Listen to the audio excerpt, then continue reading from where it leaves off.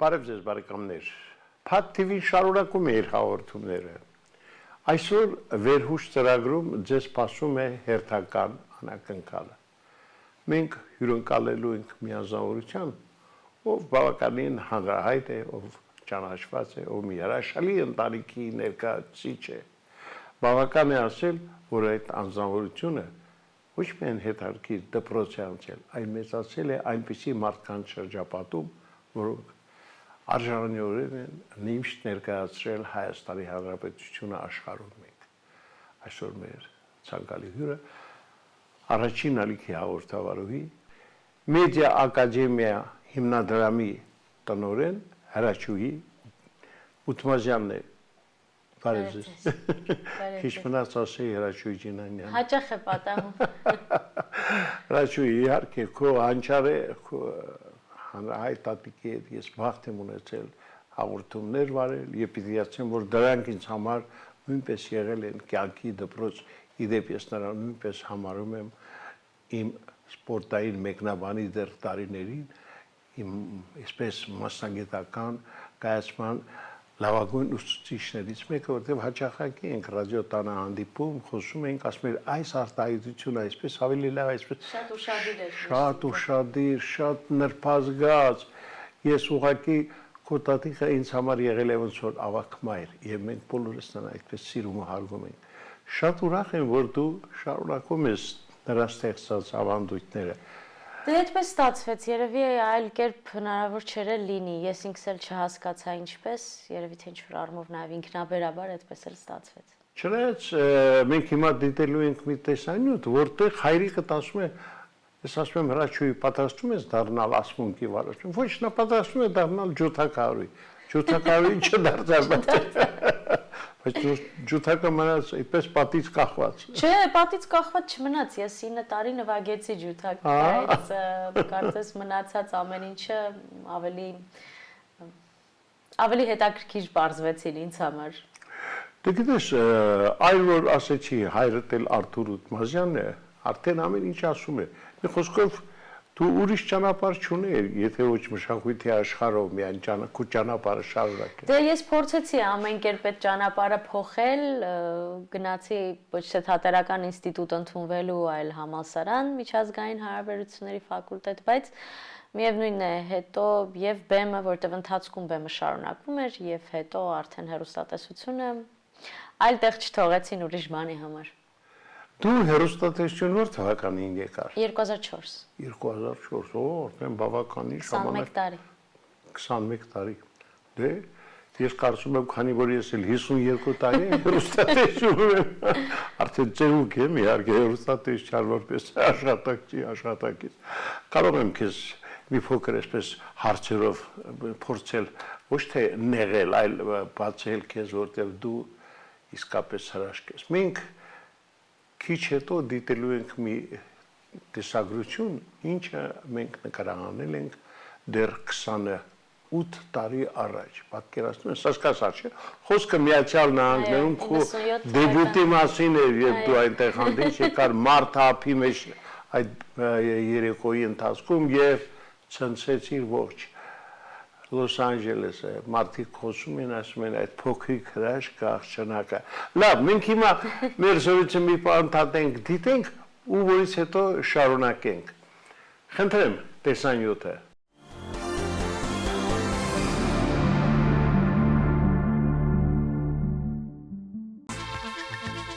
Սփյուռքում եւ հատկապես Միացյալ Նահանգներում Հայաստանից եկած մարդկանց հանդեպ միշտ էլ մեծ հետաքրքրություն է ցուցաբերվում։ Իսկ հայ մշակույթի ներկայացուցիչների ցանկացած այց կարելի է ասել այստեղ պարզապես հաճելի անակնկալ է մեր հայրենակիցների համար։ Հայաստանի Հանրապետության վաստակավոր արտիստ Արթուր Ութմազյանի եւ նրա դստեր Հրաչուհի Ութմազյանի կողմից պատրաստած «Մարդը ափի մեջ» ծրագրին առանձին հետաքրքրությամբ էին սպասում Լոս Անջելեսում։ Եվ ամենևին էլ պատահական չէր, որ գրական երեկոյի ընթացքում լեփ-լեցուն էր 1200 տեղանոց այս հարմարավետ դահլիճը։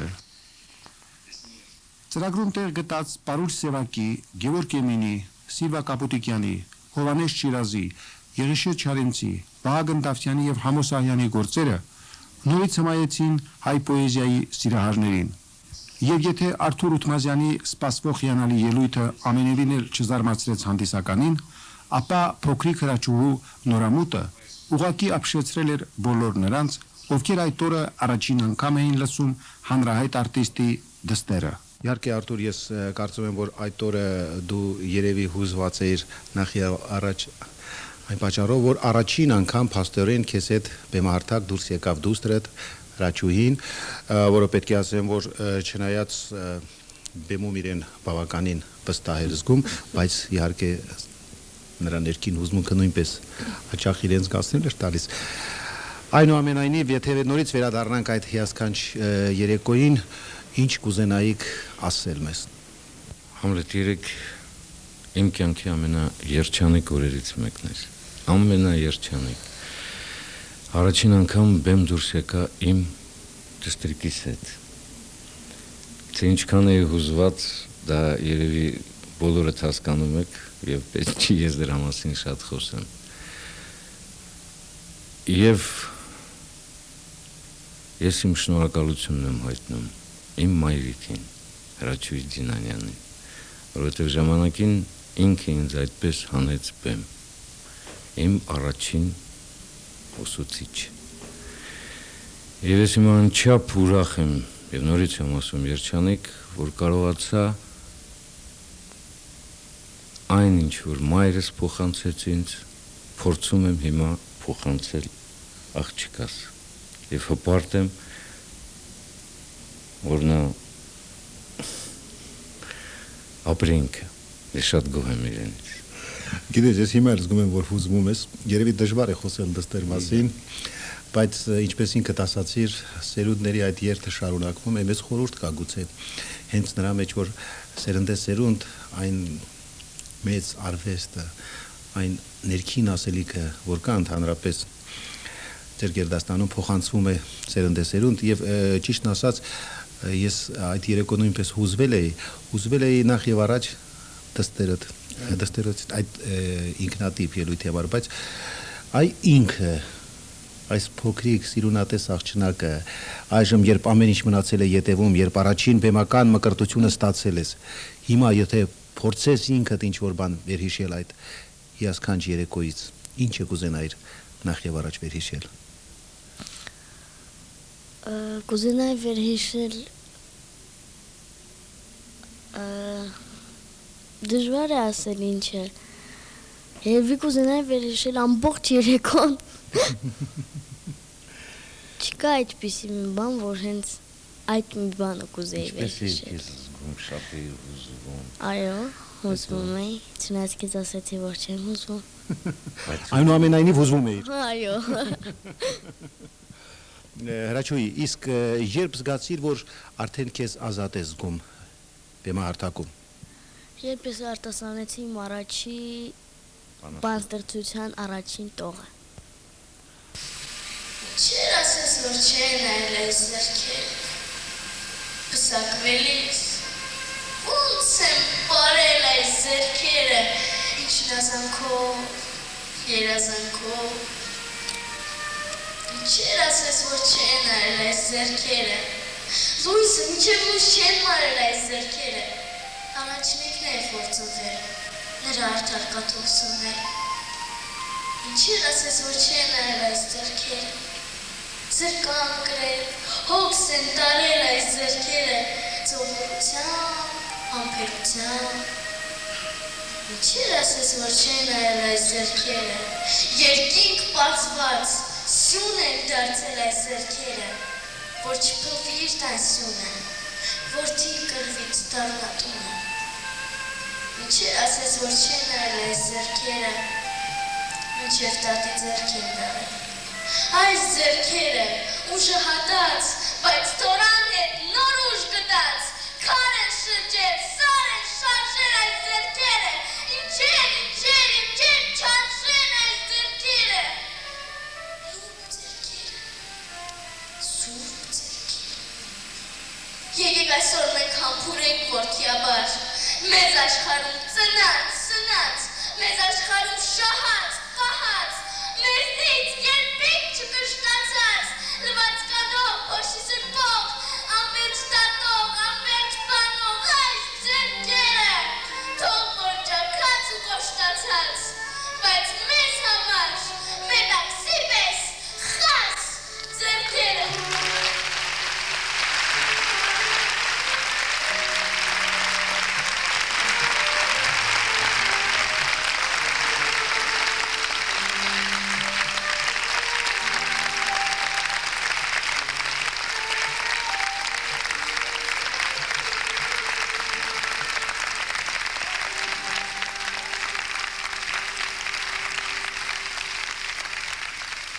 Արտուր,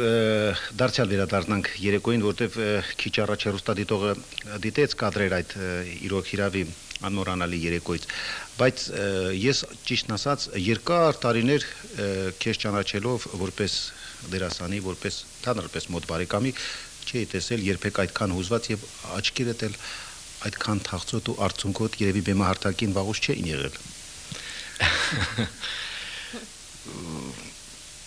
Չէ, գիտես, այս քաղաքում ընդհանրապես ոչ թե միայն այս քաղաքում, ընդհանրապես երբ գնում ես դուրս Սփյուռք, երբ հանդիպում ես աշխարհում մեկ ծրված հայերին, եւ երբ փորձում ես նրանց ներկայացնել մեր մեծերի Համոսահյանի, Պարուհի Սևակի բանաստեղծությունները, մի առանձնակի հուզում եւ առանձնակի կապ է ստեղծվում հանդիսատեսի մեջ, շատ ուրիշ աչքերով են քեզ նայում։ Եվ դու արդեն պատասխանատվությունդ շատ ավելի է մեծանում, որովհետև արդեն այստեղ դու խոսում ես ոչ միայն քո անունից, ոչ միայն դու որպես Արտուր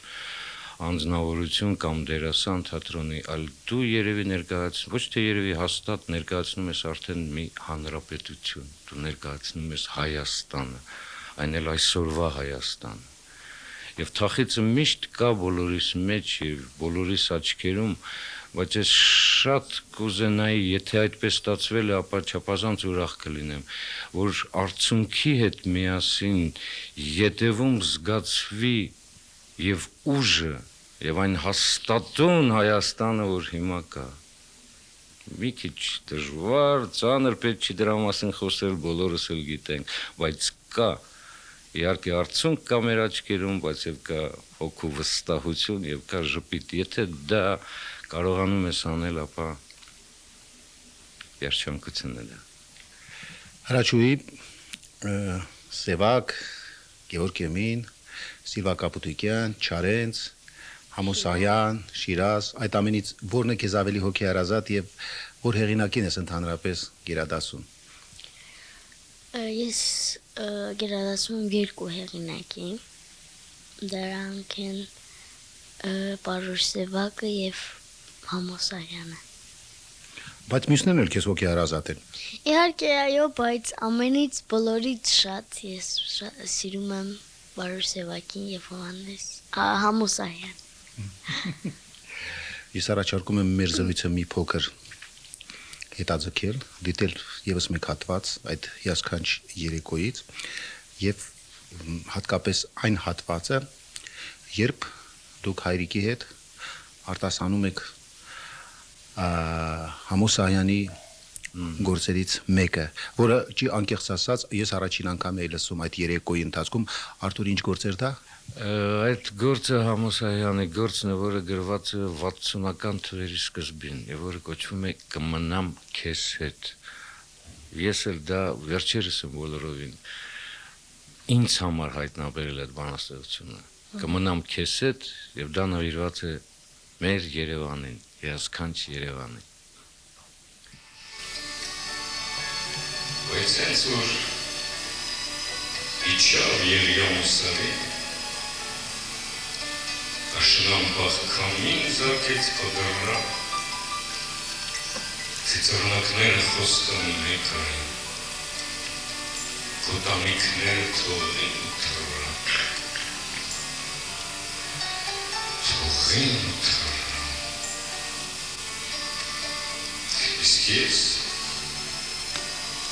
ես որ կյանքում քեզ ոչ մի անգամ չեմ փառաբանել, չեմ տվել քո անունն իմ երգում ու սերս անգամ չեմ խոստովանել, կմնամ քեզ քեզ կմրջեմ, կշնչեմ ես քո աշնան գոլուշի, Գարնան զետյորի նման կշնչեմ սարանամանի կիտ կապուտակ փոշի, կմնամ քեզ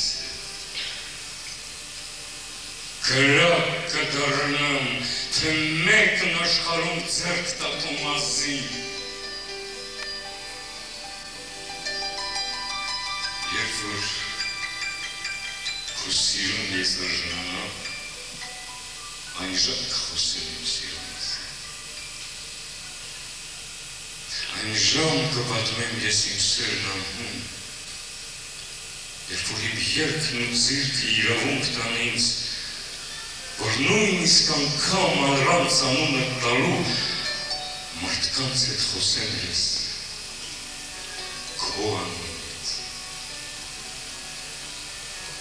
Մենք իրար այնպես լավ ենք հասկանում և գիտենք, որ մինչև պահն իմ վախճանում, ինչ եղանակ է լինի աշխարհում քեզ, իմ Երևան, չեմ դառնա։ Թող երդի ամիջնի քո տանիքներին ու ձմերջնի արագածից ցած։ Այդ ճանապարհ սիծեռնակների։ Բայց եկող կառնան, բարի վերադարձ։ Բայց եկող կառնան, բարի վերադարձ, բարի վերադարձ, բարի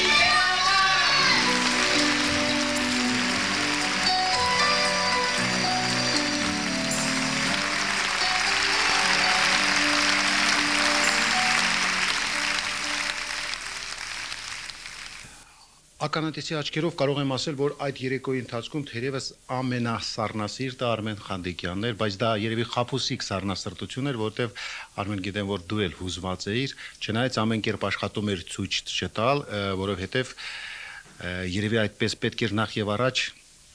փոքրիկ հրաչու համար։ Այո։ Նախ իսկապես սառնասրտությունը մի քիչ էլ արտաքին մի բան է ես դարձրել ինձ համար։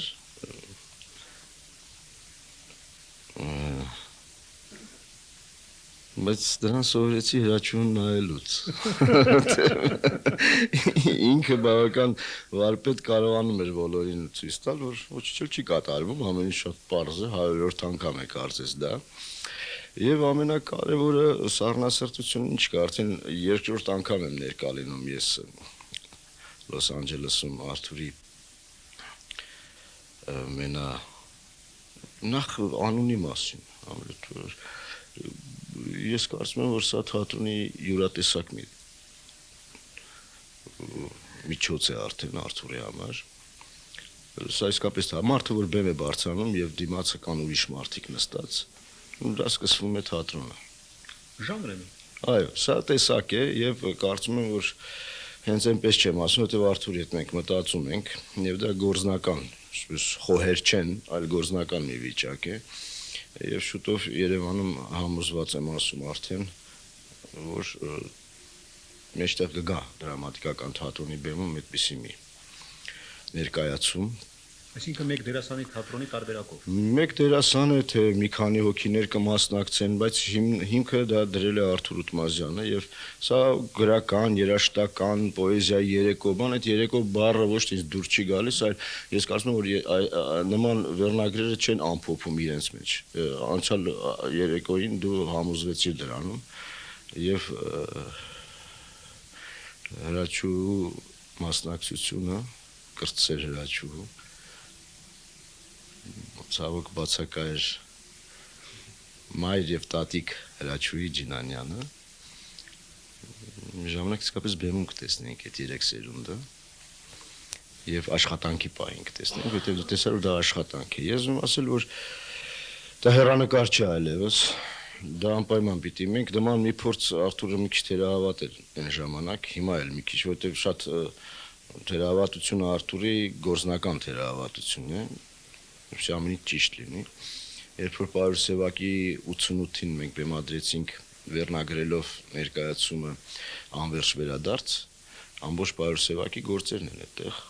95% տեքստային Պարուր Սևակ է, մի քիչ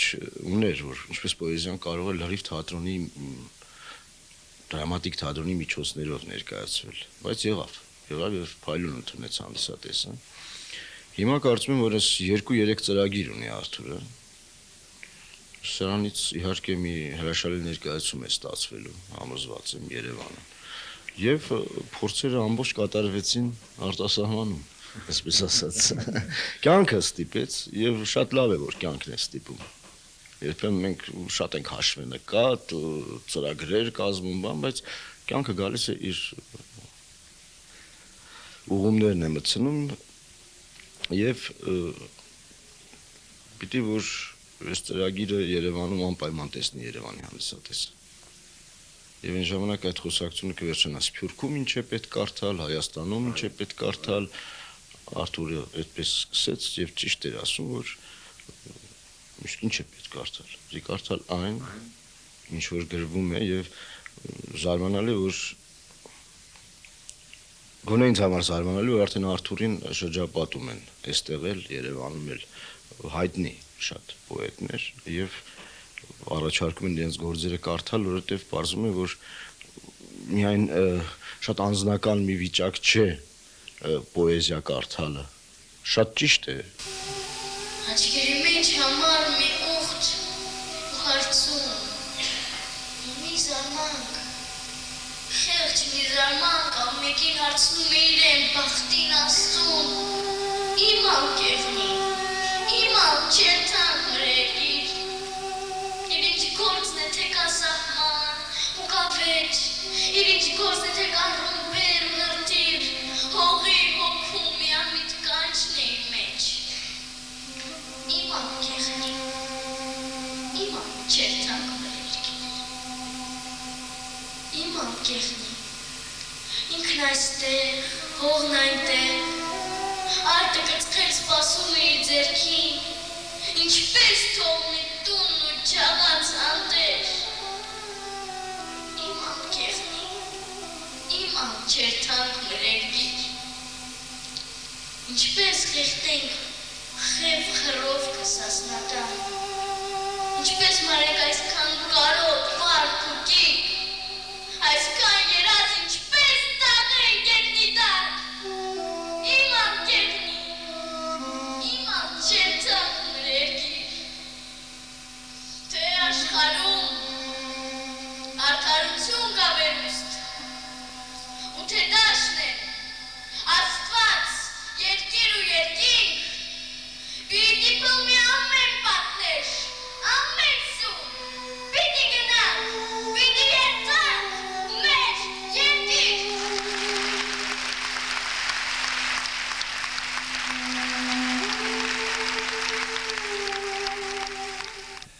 Արաջուի քիչ առաջ մենք բոլորս քեզ տեսանք հեռուստաէկրանին այդ երեկոյի ընթացքում քո արտասանությամբ ես իհարկե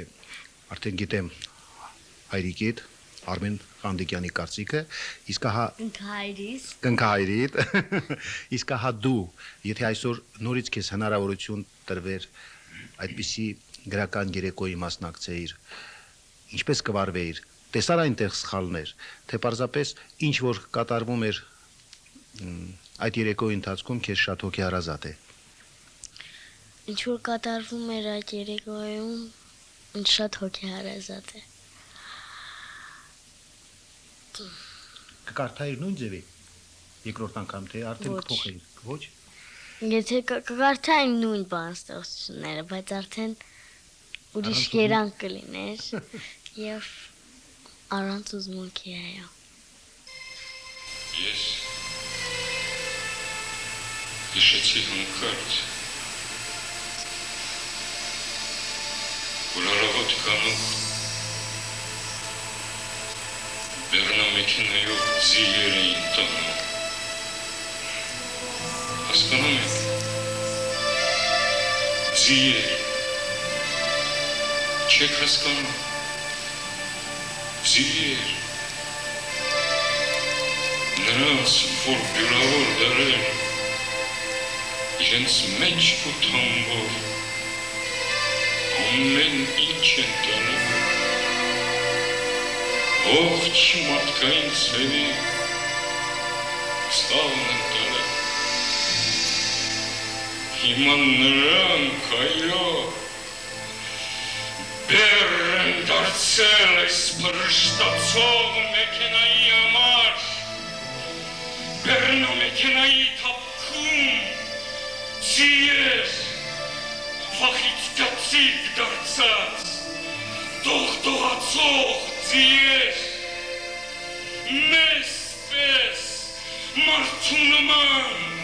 թեքվող, մեզ պես և ավելին զգուշացող ծիեր, ես ձեզ այս վիճակից ինչպես հանեմ, ծիեր, լացը զսպեմ ու ձեր չավը տանեմ, ծիեր, ծիեր,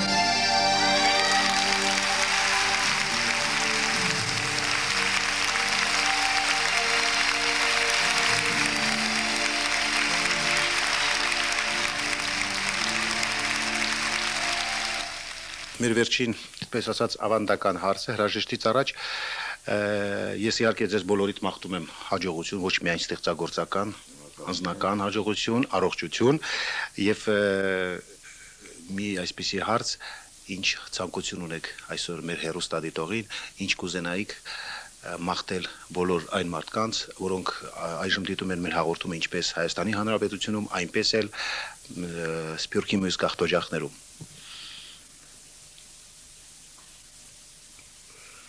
Ամենայն հաջողություն բոլորին, ինչպես Համոսահյանը ունի մի նախադասություն, հաշտություն իրենց ընտանիքներին, երջանկություն, առողջություն եւ մի մաղթանք թե հայաստանցիներին, թե Սփյուռքի մեր հարազատներին։ Ես հրավիրում եմ բոլորին ապրիլի 5-ին, 6-ին Երևանի դրամատիկական թատրոն նոր թատերաշրջանի բացում, որտեղ կարծում եմ Արմեն թատերաշրջանը կբացենք Ռոմեո Ջուլիետ ներկայացումով եւ կհանդիպենք Երևանի դրամատիկական թատրոնի սրահում։ Բոլորիդ հրավիրում եմ։ Դու Ես բոլորին նույնպես ինչպես հայրիկս կմաղթեմ առողջություն, ամենայն բարիք, հաջողություն, իհարկե երեխաներին, որ նրանք լավ սովորեն, լսեն իրենց մայրիկներին եւ Արամատները միշտ նախաճաշ են։ Եվ որ գան եւ ես այլ այնտեղ կլինեմ եւ կհանդիպենք արդեն թատերաշրջանի բացմանը։ Այո։ Մենք ամեն դեպքում փորձեցինք թատրոնում ներսում մեր համբերությամբ լցվել, իրար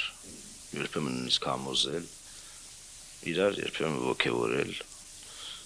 փոքրիկ սուտ ասել իրար ոգևորելու համար նույնիսկ, բայց 88-ից մինչև այսօր պահպանեցինք Երևանի դրամատիկական թատրոնը, ոչ միայն շենքը, ամբողջ անձնակազմը նույնպես, ամբողջ իր խաղացանկը, քեզ համար, սիրելի հանդիսատես, քեզ համար, որ գաս դահլիճ, որ մենք գոյություն ունենանք։ Շնորհակալություն։ Շնորհակալություն։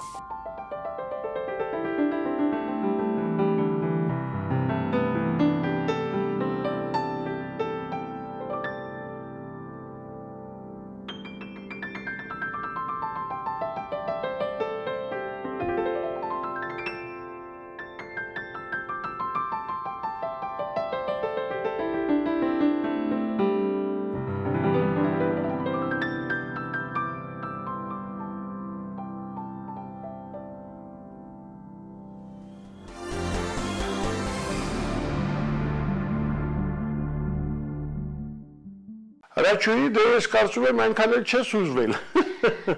Չհուզվել հնարավոր չի, իդեպս կադրեր, որը քիչ առաջ մենք դիտեցինք, հիմա մեր իբրև սկիզբ երեկոյում որոշ կադրեր օգտագործել ենք, որովհետև իսկապես այդտեղից էլ ամեն ինչ սկսվեց եւ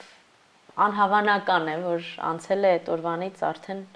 28 տարի։ Արագ է թռչում ժամանակ։ Շատ արագ։ Բայց ինչ ապրումներ ունես հար։ Հիշողություններ, նույն հուզմունքը կա, շարունակվում է, թեպետ ես այդտեղ ասում եմ, որ չէ, քիչ եմ հուզվելու ավելի, բայց միևնույն է հուզմունքը կա, որովհետև պատասխանատվությունն է մեծանում ամեն տարի եւ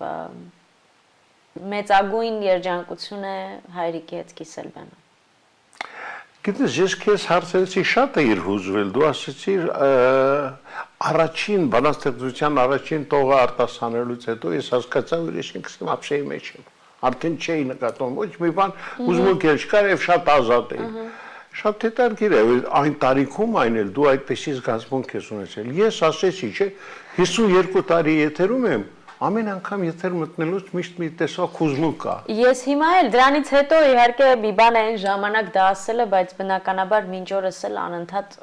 այդ հուզմունքը կա։ Իհարկե փորձը շատանում է, այդ փորձառությունը քեզ օգնում է, որպեսզի կարողանաս դա կառավարել, բայց միևնույն է հուզմունքը չի կարող անցնել ու շատ լավ է որ չի անցնում, նշանակում է որ ամեն ինչ ճիշտ է։ Այո։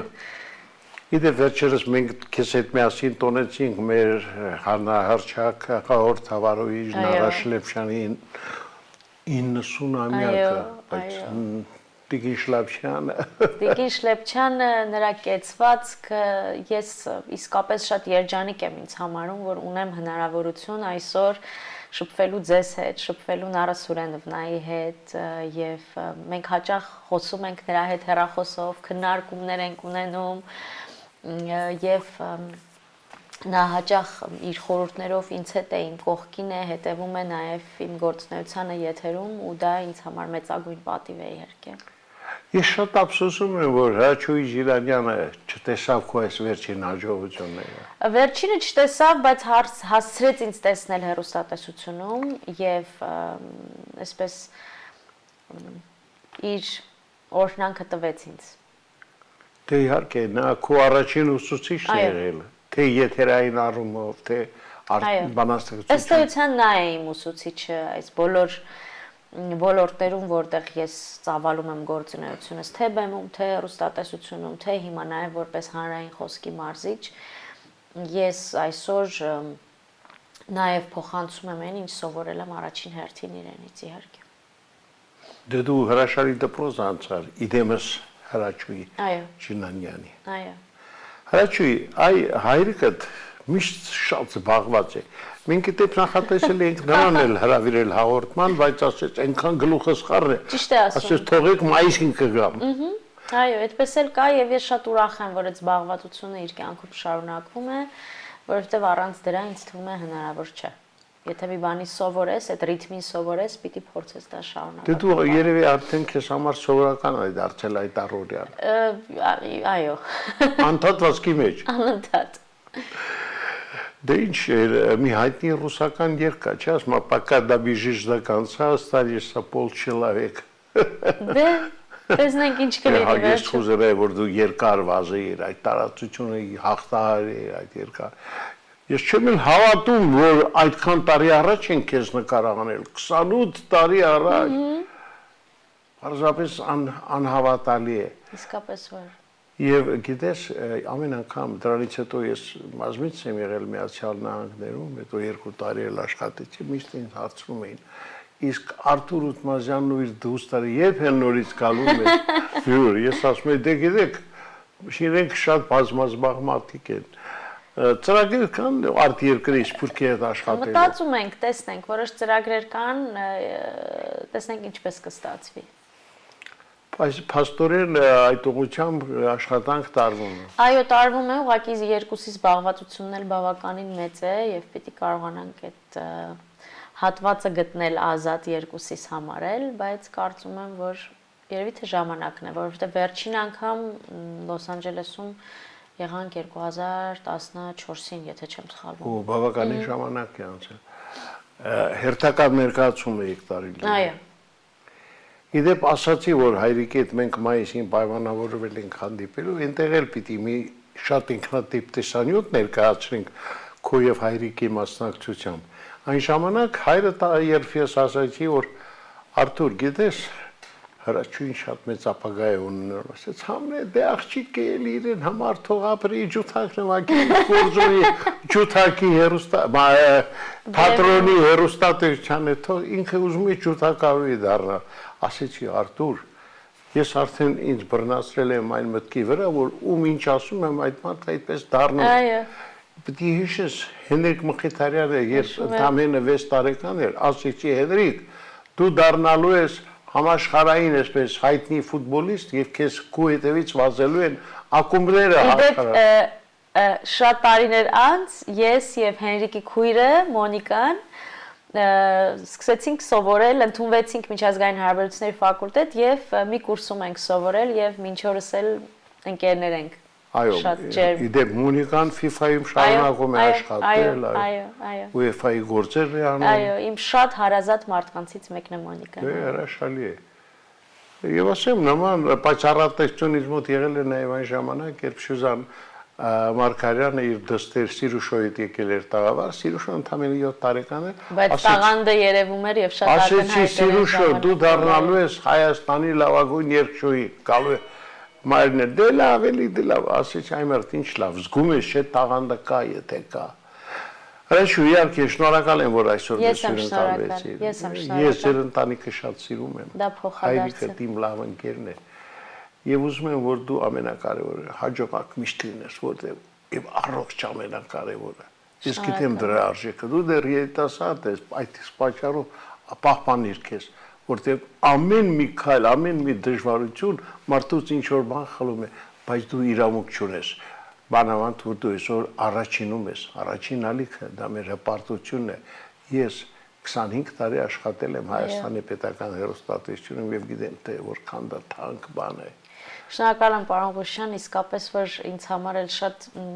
իսկապես հուզվեցի դիտելով այս կադրերը, այս հիշողություններ, առհասարակ միշտ մեր կողքին լինելու համար,